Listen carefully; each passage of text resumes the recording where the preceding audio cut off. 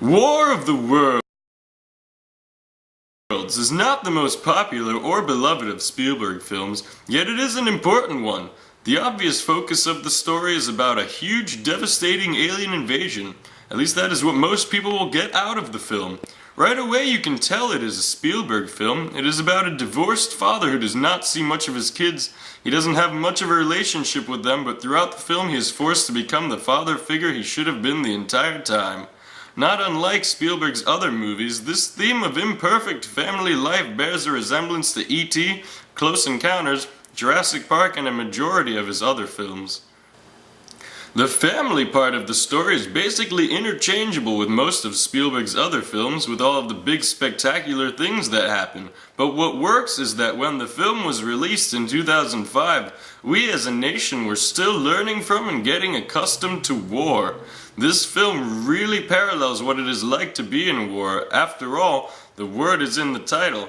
You can definitely draw parallels to 9/11. It happened where nobody thought it would and when nobody expected. The whole world went into a panic, just like in the film.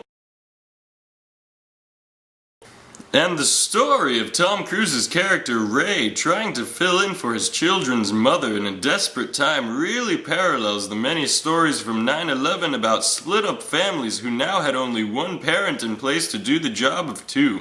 It's a really sad story that Spielberg infuses into this sci-fi epic and makes it really entertaining. The theme of war in 9/11 also runs through a scene in which Ray's son runs away from him to join the troops fighting against the aliens. It also seems like Spielberg wanted to shine a bright light on the military and other troops, since we never actually see them die or even give up. They just fight for the people.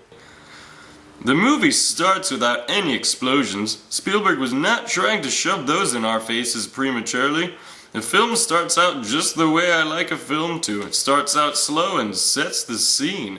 We are introduced to Ray's family and the situation he is in before everything goes haywire. It is definitely quite an awesome sight to see all of the gigantic tripods exploding out of the streets and wreaking havoc.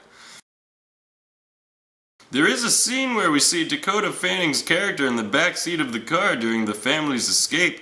Her father tells her not to look back. Of course she does, and we are treated to the most memorable of Spielberg faces that really reflects the audience's reaction at seeing these giant monsters jumping out of the ground.